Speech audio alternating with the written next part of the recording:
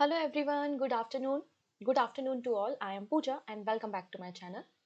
तो आज हम बात करने वाले हैं 23rd and 24th of November के करंट अफेयर्स क्योंकि कल संडे था। तो संडे को हम लोगों ने वीकली करंट अफेयर्स को डिस्कस किया था, जहां पर हम लोगों ने टॉप 70 प्लस क्वेश्चंस को डिस्कस किया था। मतलब पूरे हफ्ते में कितने सारे करंट अफेयर्स होते हैं, लेकिन उनको रिवाइज करना कितना जरूरी होता है, इसलिए हम लेकर आते हैं वीकली करंट अफेयर्स का सेशन। तो आपने अगर वो सेशन नहीं देखा है तो प्लेलिस्ट में जाकर देख लीजिएगा, और उसकी पीडीएफ एप्लीकेशन पे एंड टेलीग्राम पे अपलोड कर दी गई थी। तो आज हमें 23 और 24 नवंबर के करंट अफेयर्स पे बात करनी। तो आज का जो मेजर हाईलाइट है, जो मेन टॉपिक हमें डिस्कस करना है, वो है हमारे श्रम कानून। हमारे देश में जो लेबर लॉ चले आ रहे हैं, तो उनमें कुछ चेंजेस किए गए हैं, और वो क्या चेंजेस हैं और क्या हमें खास बातें पढ़नी है, और आने वाले एग्जाम के लिए और इंटरव्यू के लिए कैसा इंपॉर्टेंट हो सकता है। फॉर एग्जांपल, आप एसबीआई मेंस को भी क्वालिफाई कर लेते हैं और आप इंटरव्यू के लिए जाते हैं, और आपसे पूछ लिया जाता है अबाउट द लेबर्स लॉ, श्रम कानूनों के बारे में, क्योंकि श्रम कानून कहीं ना कहीं आपके बैंकिंग सेक्टर से भी तो संबंधित है। क्योंकि आपका जो अब पीएफ जो है वो बढ़ जाएगा, जो आपकी सैलरी, बेसिक सैलरी है, वो इंक्रीज हो जाएगी। तो ये एक तरीके से कहीं ना कहीं से हमारे फाइनेंशियल सेक्टर में रिफॉर्म करने की कोशिश की गई है। कहीं ना कहीं हमारे देश के ऑडिटिंग सिस्टम और हमारा जो ट्रांसपेरेंसी है वो लाने की कोशिश की गई है। तो ऑब्वियस सी बात है, ये जो सेगमेंट होगा वो आपकी बैंकिंग से संबंधित होगा, आपके इंटरव्यू में पूछ सकते हैं। इसके अलावा अगर आप यूपीएससी इंटरव्यू देते हैं, स्टेट एग्जाम का इंटरव्यू देते हैं, तो भी आपसे ये क्वेश्चन पूछा जा सकता है।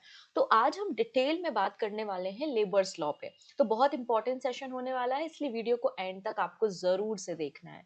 ठीक है, आइए स्टार्ट करते हैं। लेकिन सबसे पहले 24 नवंबर का दिन, मतलब आज के दिन बर्थ एनिवर्सरी होती है लचित बरफुकन की। अब लचित बरफुकन जो है वो एक आसाम के हीरो हैं। ठीक है, आसाम के एक वॉरियर है जिन्होंने मुगल आर्मी के खिलाफ युद्ध किया था। आप लोगों ने एक बैटल सुना होगा, बैटल ऑफ सराय घाट का युद्ध, जो कि 1671 में 1661 में लड़ा गया था। और उसमें जो आर्मी के चीफ कह सकते हो या कमांडर कह सकते हो, वो कौन थे? वो लचित बरफुकन थे। तो उनकी ब्रेवरी को रिकॉग्नाइज करने के लिए 24 नवंबर को, जो कि बर्थ एनिवर्सरी है, इस दिन हम लचित दिवस के रूप में मनाते हैं। और 2017 से 2017 से इस दिन की शुरुआत की गई थी। ठीक है, चलिए। अब बहुत से बच्चे मुझे अक्सर कमेंट करके पूछते रहते हैं, मैडम मैं पंजाब स्टेट एग्जाम की तैयारी कर रहा हूँ या मैं कांस्टेबल की तैयारी कर रहा हूँ, क्या मैं ये करंट अफेयर्स पढ़ सकता हूँ या पढ़ सकती हूँ? तो आंसर है यस। क्योंकि सभी जितने भी एग्जाम्स के नाम आप जानते हैं ना, उन सभी एग्जाम में करंट अफेयर्स अगर आता है, तो सभी के लिए करंट अफेयर्स बहुत इंपॉर्टेंट है। क्योंकि मैं एक जनरलाइज आपको करंट अफेयर्स पढ़ाती हूँ, क्योंकि कोई बहुत स्पेसिफिक करंट अफेयर्स नहीं होता है, बहुत जनरलाइज्ड होता है। मतलब हर एक एग्जाम के लिए, इंटरव्यू के लिए इंपॉर्टेंट हो जाएगा। इनफैक्ट पता है, अगर केबीसी, एक बच्चे का मैसेज आया मैं केबीसी की तैयारी कर रहा हूँ, तो केबीसी में भी क्वेश्चन पूछे जाते हैं करंट अफेयर्स से। ठीक है, चलो। फर्दर डिस्कशन करने से पहले, मुझे पता है आप लोगों के एग्जाम है, और एग्जाम के लिए अगर आपके पास कोई बूस्टर हो या ऐसी कोई बुकलेट हो जिससे आप नंबर ऑफ क्वेश्चंस को सॉल्व कर सकें, तो बहुत इजी हो जाता है। तो मैंने यहाँ पर लॉन्च की है जनवरी से लेकर जून मंथ तक की booster current affairs question bank, जिसमें 1500 प्लस एमसीक्यू आपको देखने को मिल जाएंगे। और जैसे ही नवंबर मंथ खत्म होता है, तो मैं लॉन्च कर दूंगी जुलाई से लेकर दिसंबर तक की। तो आप बोलेंगे कैसे मैडम? तो बिल्कुल देखिए, मैं जुलाई से लेकर दिसंबर तक की क्वेश्चन बैंक को लॉन्च कर दूंगी। वो आप डाउनलोड कर लेना, तो जो उसमें नवंबर तक का रहेगा, और फिर बाद में जब दिसंबर कंप्लीट हो जाएगा तो दिसंबर उसमें ऐड ऑन कर लूंगी। तो वापस से आप उसे डाउनलोड कर लेना, कोई दिक्कत नहीं आएगी। ठीक है, तो यहाँ पे जनवरी से लेकर जून तक का जो क्वेश्चन बैंक है वो लॉन्च हो चुका है, आप इसे डाउनलोड कर सकते हैं। और सभी एग्जाम को ये कवर करता है, और यहाँ से डायरेक्टली एग्जाम में प्रश्न मिल जाएंगे। ठीक है, इसके अलावा मंथली मैगजीन तो अवेलेबल है ही। मोर अपडेट के लिए आप फॉलो करेंगे पूजा जैन क्लासेस एप्लीकेशन को, जो कि प्ले स्टोर पे अवेलेबल है, और यहाँ से आप इजिली पीडीएफ को डाउनलोड कर सकते हैं।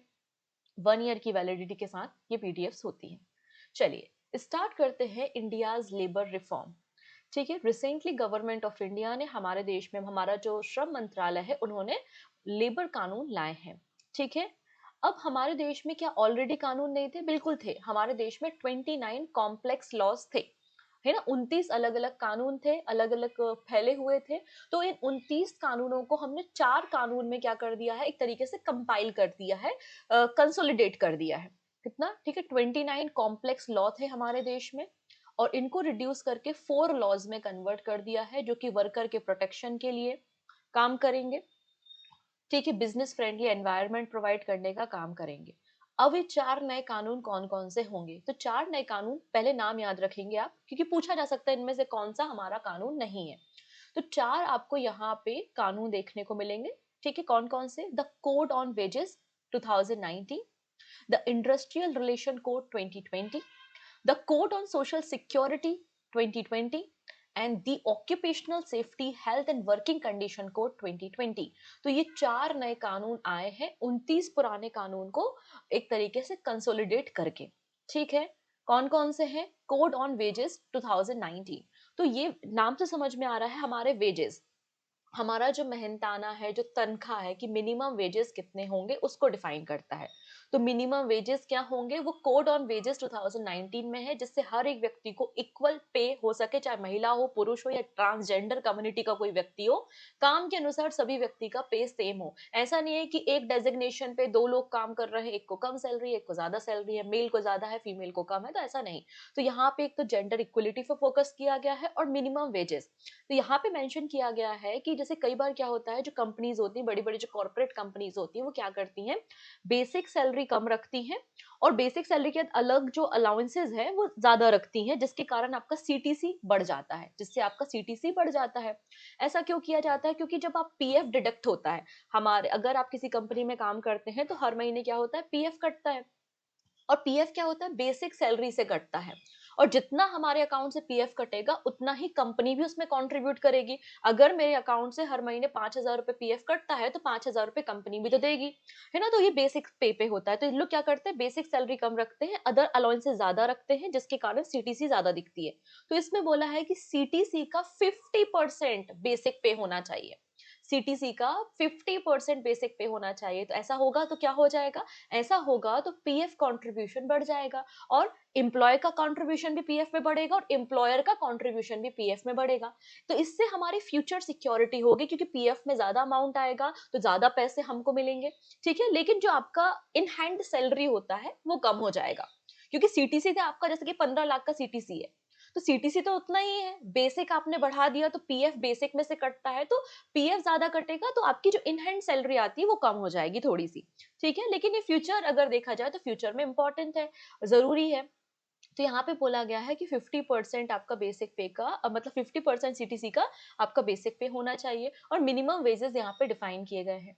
दूसरा है इंडस्ट्रियल रिलेशन कोड 2020, इसमें हायरिंग फायरिंग के ऊपर है कि क्या नॉर्म्स होंगे, अगर इंडस्ट्री में किसी को स्ट्राइक करनी है तो उसके लिए क्या होंगे, फास्टर डिस्प्यूट को कैसे सॉल्व किया जाएगा, वो सारी बातें मेंशन की गई हैं। कोड ऑन सोशल सिक्योरिटी 2020, अब अगर आप एम्प्लॉय है तो आपका पीएफ कटता है, आपका मेडिकल चेकअप होता है ना? तो इसमें क्या है, जो मैटरनिटी बेनिफिट है और दूसरी चीजें मिलती हैं। तो जो गिग वर्कर्स हैं, तो गिग वर्कर्स को भी इन लेबर लॉज में एड ऑन किया गया है, मतलब पहली बार सोशल सिक्योरिटी आपको गिग वर्कर्स को भी मिलेगी। तो जो भी गवर्नमेंट की स्कीम के फायदे होते हैं वो गिग वर्कर्स को भी मिलेंगे। गिग वर्कर्स मतलब आपके जो डिलीवरी पार्टनर्स होते हैं, जैसे कि आप स्विगी करते हो, ज़ोमैटो करते हो, तो जो आपके डिलीवरी पार्टनर होते हैं वो गिग वर्कर्स होते हैं। तो उनको भी सोशल सिक्योरिटी स्कीम के अंदर कवर किया गया है, उनको भी मेडिकल चेकअप और दूसरे कवरेज प्रोवाइड किए जाएंगे।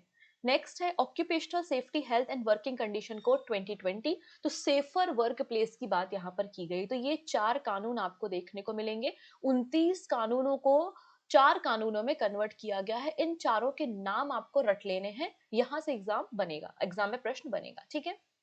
चलिए अब एक एक करके बात करते हैं। द कोड ऑन वेजेस 2019, तो 4 एग्जिस्टिंग जो कोड थे, 4 कोडों को कंबाइन करके एक नया कोड बना दिया है, द कोड ऑन वेजेस 2019। कौन कौन से हैं? तो यहाँ देख सकते हैं, the payment of wages act 1936 का एक्ट था, ठीक है? मिनिमम वेजेस एक्ट 1948 का एक्ट था, payment of bonus act 1965 and equal remuneration act 1976। इन चारों को कंपाइल करके कंसोलिडेट करके एक नया एक्ट बना दिया, which is code on wages 2019, ठीक है? इसमें देखो क्या होगा, आपका जो रजिस्ट्रेशन और लाइसेंसिंग फ्रेमवर्क होगा वो क्या हो जाएगा, वो आपका मतलब सिंप्लीफाई हो जाएगा, सिंगल रजिस्ट्रेशन होगा, सिंगल लाइसेंसिंग होगी, सिंगल रिटर्न होगा।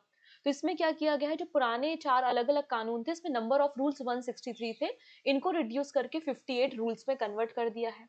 तो सबसे पहली बात हुई है यूनिवर्सल मिनिमम वेजेस के बारे में, कि हर एक सेक्टर, चाहे वो ऑर्गेनाइज सेक्टर हो या अनऑर्गेनाइज सेक्टर हो, इसमें मिनिमम वेजेस सभी वर्कर्स के लिए डिफाइन किया गया है, इंश्योर किया गया है। ठीक है, इतनी चीज़ें पहले की गई हैं।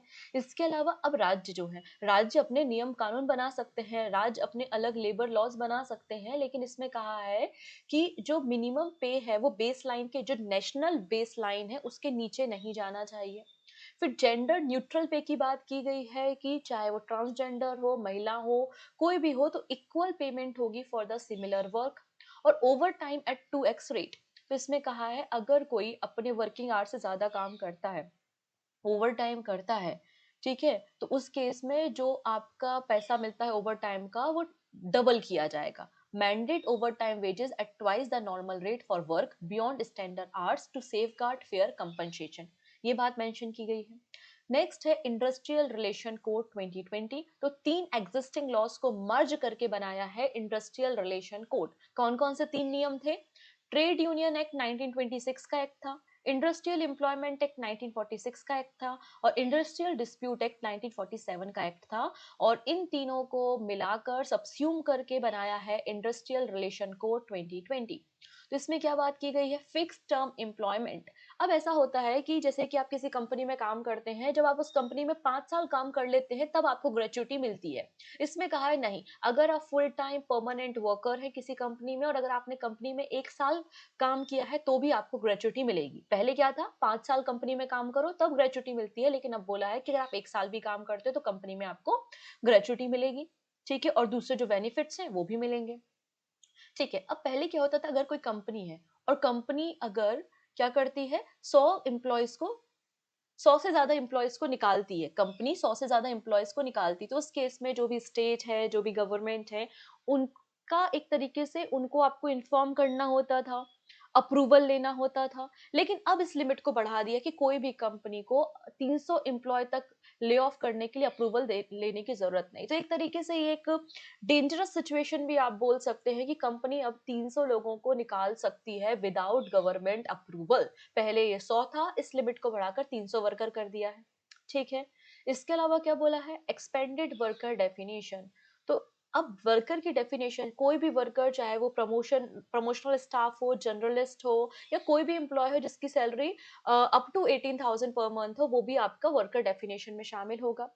ठीक है, अगर आप कोई इंडस्ट्री में, कोई मैन्युफैक्चरिंग कंपनी में काम करते हो, किसी फैक्ट्री में काम करते हो और आपको स्ट्राइक करनी है, हड़ताल होती है ना, कंपनीज में हड़ताल होती है, तो हड़ताल करने के पहले आपको 14 दिन का नोटिस देना पड़ेगा। जो कंपनी का ओनर होगा ना, उसको आपको 14 दिन का नोटिस देना होगा कि हम हड़ताल कर रहे हैं या स्ट्राइक कर रहे हैं। लेकिन अगर वो ऑलरेडी जो मतलब मुद्दा है वो पहले डिस्कस हो चुका है और ट्रिब्यूनल में या कोर्ट में चल रहा है या उस पर डिस्कशन चल रहा है, तो उस केस में वर्कर स्ट्राइक नहीं कर सकते। तो हड़ताल करने के भी कुछ नियम यहाँ पे तैयार किए गए हैं। नेक्स्ट है कोड ऑन सोशल सिक्योरिटी 2020। तो 9 लेबर एक्ट को सबस्यूम करके, मर्ज करके ये एक्ट बनाया गया है, जैसे कि एम्प्लॉय कंपनसेशन एक्ट 1923 का, मैटरनिटी बेनिफिट एक्ट 1961 का। तो इससे गिग वर्कर और अदर प्लेटफॉर्म के जो वर्कर हैं उनको सोशल सिक्योरिटी कवरेज दिया जाएगा। ठीक है। पैन इंडिया में यहाँ पर आपका एम्प्लॉय स्टेट इंश्योरेंस कवरेज होगा। Social security fund gig workers के लिए तैयार किया जाएगा। ठीक है। नेक्स्ट है occupational safety health and working condition code 2020। तो 13 लॉज को यहाँ पे मर्ज करके ये एक्ट बनाया है। Factories act 1948, plantation labour act 1951, mines act 1952, ऐसे 13 लॉ को मर्ज करके एक नया कानून बना है which is occupational safety health and working condition code. इसमें क्या बोला है? इसमें एक सिंगल पोर्टल तैयार किया जाएगा जिसमें सभी अनऑर्गेनाइज सेक्टर के जो वर्कर है और माइग्रेटेड वर्कर है उनका एक डिजिटल डेटाबेस तैयार किया जाएगा, पहली चीज।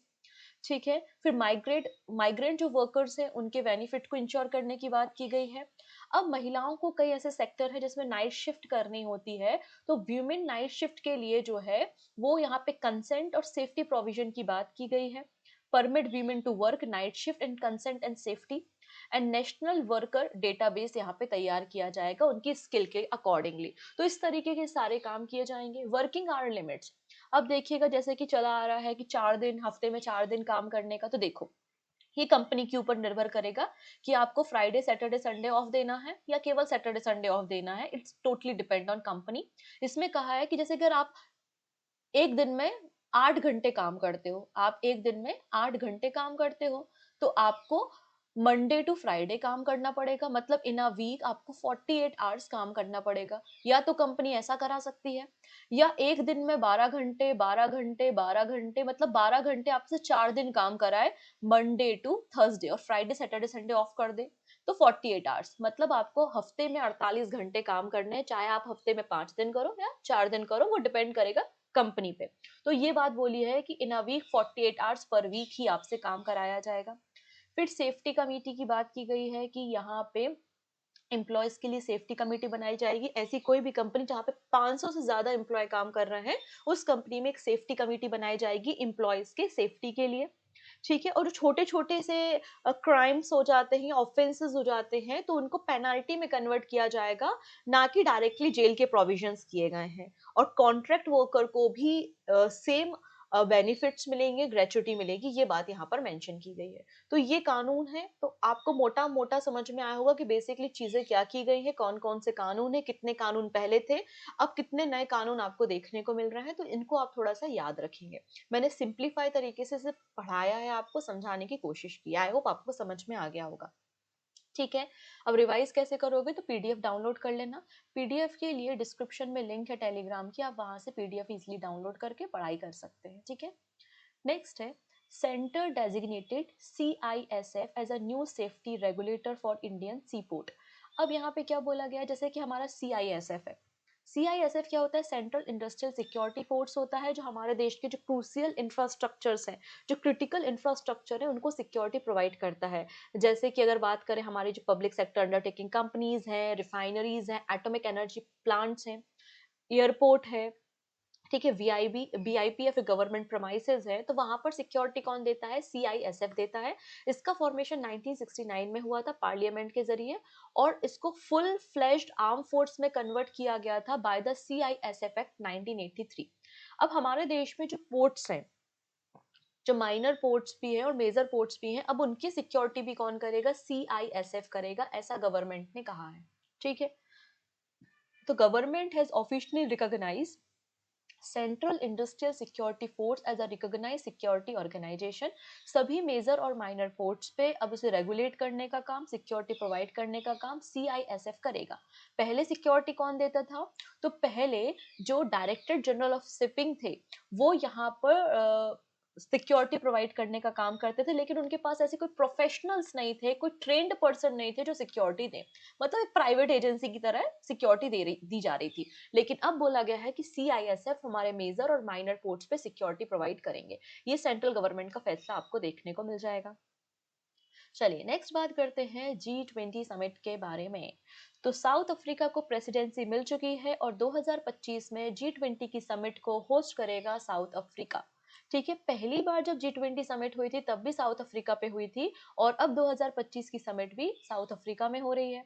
इसकी थीम क्या है, सॉलिडिटी, इक्वलिटी, सस्टेनेबिलिटी, आपको ये थीम देखने को मिल जाएगी।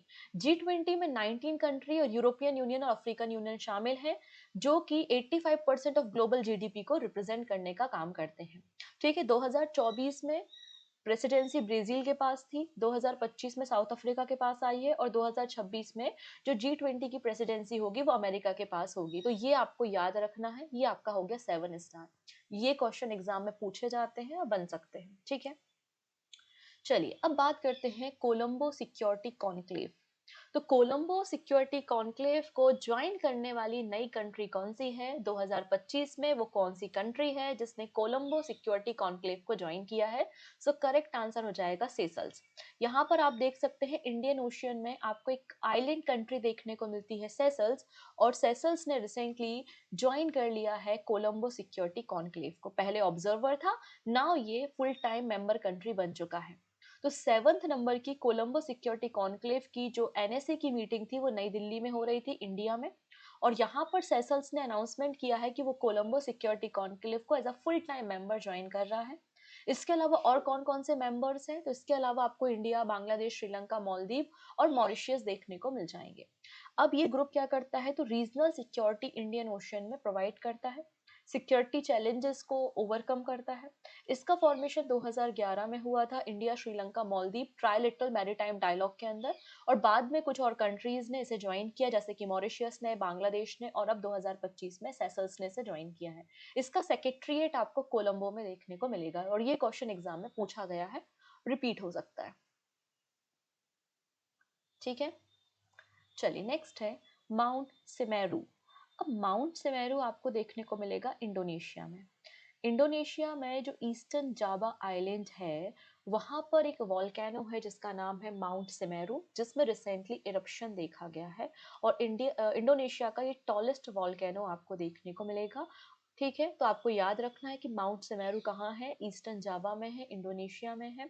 इंडोनेशिया का टॉलेस्ट वॉल्केनो है, रिसेंटली इसमें इरप्शन हुआ है। थर्ड लार्जेस्ट बोलेंगे, थर्ड लार्जेस्ट वॉल्केनो है इंडोनेशिया का, और ये स्ट्रेटो वॉल्केनो आपको देखने को मिल जाएगा। नेक्स्ट है HDFC bank reclaim India's most valuable brand title in 2025 and surpassing TCS। तो यहाँ पर 2025 Kantar brand Z India ranking publish हुई है, जिसमें इंडिया की सभी कंपनीज की ब्रांड वैल्यूएशन के अकॉर्डिंगली रैंकिंग की जाती है। तो TCS को ओवरटेक कर लिया HDFC बैंक ने, और HDFC बैंक की ब्रांड वैल्यू $44 बिलियन आपको देखने को मिल जाएगी। और इंडिया का मोस्ट वैल्यूएबल ब्रांड आपको मिल जाएगा HDFC बैंक। HDFC बैंक के बाद TCS, फिर एयरटेल, इन्फोसिस और ICICI बैंक आपको देखने को मिल जाएगा। ठीक है, अब इसके कुछ और हाइलाइट्स हैं। यहाँ पे बोला गया है कि इंडिया की जो टॉप 100 जो ब्रांड्स हैं, उनका टोटल वैल्यूएशन $523 बिलियन का आपको देखने को मिलेगा, जो कि इंडिया की GDP का 13% हिस्सा है। अब 18 न्यू ब्रांड्स हैं, 18 न्यू कंपनीज है जिनकी पहली बार यहाँ पर एंट्री हुई है, जैसे कि अल्ट्राटेक सीमेंट है। ठीक है, 7वें स्थान पर आपको मिल जाएगा वेस्ट साइड जूडियो, इनकी एंट्री आपको देखने को मिल जाएगी, पहली बार अपीयरेंस हुआ है। और जोमेटो जो है वो फास्टेस्ट ग्रोइंग इंडियन ब्रांड आपको मिल जाएगा। ठीक है, पहली इसकी पोजीशन आप देख सकते हैं 21 नंबर पे थी, और अभी 10 नंबर ऊपर चली गई है। तो सबसे ज्यादा जो फास्टेस्ट ग्रोइंग प्लेटफॉर्म है वो जोमेटो आपको देखने को मिलेगा। नेक्स्ट है demat account in India cross 21 crore for the first time. अब देखिएगा, जैसे कि अगर आप शेयर मार्केट में इन्वेस्ट करते हैं, शेयर्स को परचेज करते हैं, तो उसके लिए डीमेट अकाउंट को ओपन करना होता है। और आपने देखा कि अक्टूबर नवंबर मंथ में कई सारे IPO आए, चाहे वो फिजिक्स वाला हो गया, LG हो गया, है ना, कई सारी कंपनीज के आपको IPO देखने को मिलेंगे। तो इस चक्कर में डीमेट अकाउंट बहुत ज्यादा लोगों ने ओपन किया, और पहली बार आंकड़ा जो है वो 21 करोड़ को क्रॉस किया है। अक्टूबर मंथ में 21 करोड़ का आंकड़ा क्रॉस हो चुका है, और इतने लोगों के पास डीमेट अकाउंट देखने को मिलेगा क्योंकि IPO लॉन्च हुआ था। Demat account increase from 20.7 crore to 21 crore in October 2025, मतलब अक्टूबर के महीने में 30 लाख लोगों ने डीमेट अकाउंट्स ओपन किए हैं। हमारे देश में जो डीमेट अकाउंट है उनको मैनेज कौन करता है, ये बहुत ही प्यारा एक इंटरव्यू क्वेश्चन बन सकता है कि आपसे पूछा गया आप शेयर मार्केट में इन्वेस्ट करते हैं, आपने बोला हाँ हम करते हैं। तो उन्होंने बोला, पूछा आपसे कि आपके पास तो डीमेट अकाउंट भी होगा, आपने बोला हाँ। आपसे पूछ लिया कि डीमेट अकाउंट को मैनेज कौन करता है, तो NSDL और CDSL, NSDL एंड CDSL जो है वो डीमेट अकाउंट को मैनेज करने का काम करते हैं। अक्टूबर 2025 में 33 कंपनीज के 39,000 करोड़ रुपए के IPO लॉन्च हुए थे, जिसमें टाटा कैपिटल, LG आपको देखने को मिल जाएगा। अब NSDL और CDSL के बारे में बात करते हैं। दोनों ही सेंट्रल सिक्योरिटी डिपॉजिटरी है। मतलब ये शेयर मार्केट में आप होल्डिंग करते हो, आप शेयर्स को खरीदते हो, बेचते हो, स्टॉक्स और बॉन्ड्स को जो खरीदते बेचते हो इलेक्ट्रॉनिक फॉर्म में, उनको मैनेज करने का काम NSDL और CDSL करता है। जबकि NSDL और CDSL को मैनेज कौन करता है, इसको रेगुलेट करता है SEBI, security and exchange board of India. NSDL मतलब नेशनल सिक्योरिटी डिपॉजिटरी लिमिटेड है, 1996 में बना था। और जब आप NSE नेशनल स्टॉक एक्सचेंज में ट्रेडिंग कर रहे हैं, बॉन्ड्स और स्टॉक को खरीद रहे हैं, तो उसके इलेक्ट्रॉनिक फॉर्म को रेगुलेट NSDL कर रहा है। और एक 14 डिजिट का आपको कैरेक्टर यहाँ पर मतलब 14 डिजिट का आपको एक नंबर मिलता है। ठीक है, अब CDSL क्या होता है, सेंट्रल डिपॉजिटरी सर्विस लिमिटेड है, 1999 में बना था। अगर आप बॉम्बे स्टॉक एक्सचेंज में निवेश करते हो तब ये काम करता है। इसमें 16 डिजिट का एक न्यूमेरिक कोड आपको दिया जाता है। तो ये आपके इंटरव्यू क्वेश्चन बन सकते हैं। नेक्स्ट है, South Indian Bank introduce SIB her account. ठीक है, SIB हर अकाउंट किसने ओपन किया है? साउथ इंडियन बैंक ने किया है। A premium woman focus saving account, Kochi Kerala में महिलाओं के लिए, स्पेशली महिलाओं के लिए इस अकाउंट की शुरुआत की है, एक्सक्लूसिवली फॉर वीमेन, जिसमें NRI कस्टमर भी इंक्लूड है कोची केरला में। इससे क्या करेगा? ये फाइनेंशियल, इंश्योरेंस, लाइफस्टाइल और वेलनेस बेनिफिट प्रोवाइड करेगा महिलाओं को। कोई भी महिला जिसकी एज 18 से लेकर 54 साल के बीच में है, चाहे वो NRI ही क्यों ना हो, और जिनका मंथली बैलेंस 50,000 रुपए मतलब रिक्वायर्ड है अकाउंट को ओपन करने के लिए, तो मंथली बैलेंस 50,000 के साथ आप अपने SIB हर अकाउंट को ओपन कर सकते हैं। अगर आपके पास 1 लाख की FD आप मेंटेन करते हो, तो उस केस में आपको 50,000 मिनिमम बैलेंस मेंटेन करने की जरूरत नहीं है, अगर आप 1 लाख रुपए FD मेंटेन करते हो। ठीक है, इसके अलावा यहाँ पर 1 लाख रुपए the account offer an auto swap facility above 1 lakh. तो along with unlimited ATM withdrawal, तो आप अनलिमिटेड ATM से पैसे निकाल सकते हो, और ऑटो स्वैप फैसिलिटी भी आपके पास अवेलेबल होगी। अगर किसी फैमिली के 3 मेंबर हैं और अकाउंट ओपन कराते हैं, तो अगर आप, तो उसके बाद आपको फायदा क्या होगा? अगर आप रेंट लेते हैं तो 50% आपको डिस्काउंट मिल जाएगा। इसमें 1 करोड़ रुपए का एयर एक्सीडेंट इंश्योरेंस कवर किया है। 1 लाख करोड़ रुपए का एक्सीडेंटल कवरेज है। ठीक है, कैंसर केयर इंश्योरेंस 25 लाख रुपए तक का कवर किया गया है। तो ये सारी चीजें इस अकाउंट में कवर की गई हैं। अगर आप अपने बिजनेस के लिए लोन चाहते हैं, व्हीकल के लिए, होम के लिए लोन चाहते हैं, तो उसमें भी अप टू 50% तक आपको डिस्काउंट मिलने के चांसेस है। तो ये आपका SIB हर अकाउंट आपको देखने को मिलेगा। साउथ इंडियन बैंक 1929 में बना था, केरला में इसका हेडक्वार्टर है, और पी आर शेषाद्री, आपको इसके शेषाद्री जो है वो CEO देखने को मिल जाएंगे। नेक्स्ट है संदीप प्रधान, इन्हें सेबी का होल टाइम मेंबर अपॉइंट किया है for the period of 3 year term.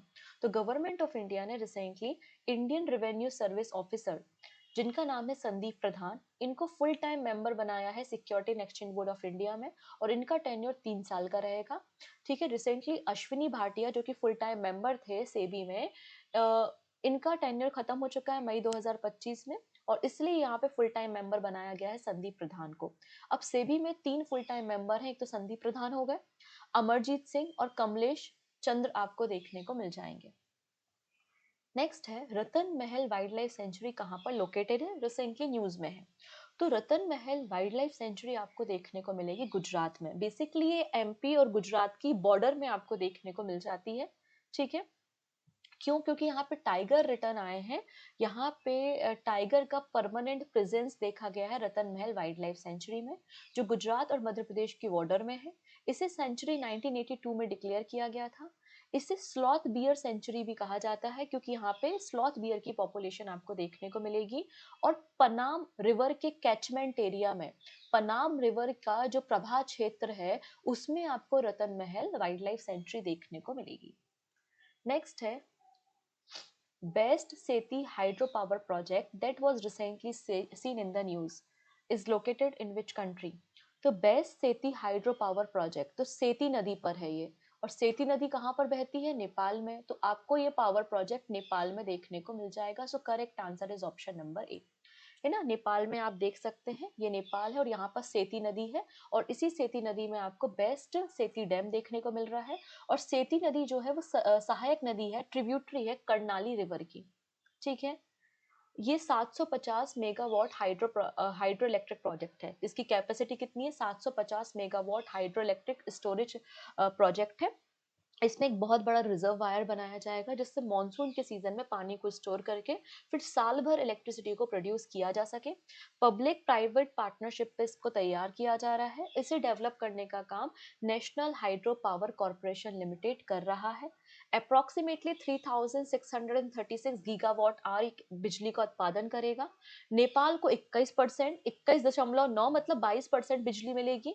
ठीक है, और बाकी जो है वो power trade corporation India limited को दी जाएगी। तो इस तरीके से आपको प्रोजेक्ट देखने को मिलेगा। तो कई बार पावर का डिस्ट्रीब्यूशन भी पूछ लिया जाता है बिटवीन इंडिया एंड नेपाल, तो इस तरीके से भी आप इसे याद रखेंगे।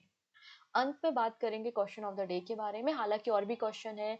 हम बात करना चाहते थे ब्लाइंड क्रिकेट वर्ल्ड कप के बारे में, जो कि इंडिया जीत गया है। हमें मिस यूनिवर्स के बारे में बात करनी थी, लेकिन मैं सेशन की लेंथ इतनी ज़्यादा नहीं करना चाहती कि 1 घंटे का सेशन हो और आप बोर हो जाएं। तो इसलिए हम थोड़ा थोड़ा पढ़ेंगे, लेकिन न्यूज़ कोई भी नहीं छूटेगी। मैं हर दिन इतना इनफ न्यूज़ कवर करा देती हूँ कि आपका कोई भी इंपॉर्टेंट टॉपिक रह ना जाए, इसलिए बाकी की बातें हम आने वाले वीडियोज़ में करेंगे। आई होप आपको अच्छा लगा होगा सेशन। ठीक है, तो आप बिल्कुल कमेंट करके बताइएगा, लाइक कीजिएगा, शेयर कीजिएगा और पहली बार आए तो सब्सक्राइब कर लेना। इसके अलावा Indira Gandhi prize for peace किसे दिया गया है 2024 में, ये किस कंट्री की फॉर्मर प्रेसिडेंट रह चुकी हैं या रह चुके हैं, ये बात भी आप मुझे बताएंगे। ठीक है, तो मिलते हैं नेक्स्ट वीडियो में। Take care and bye bye.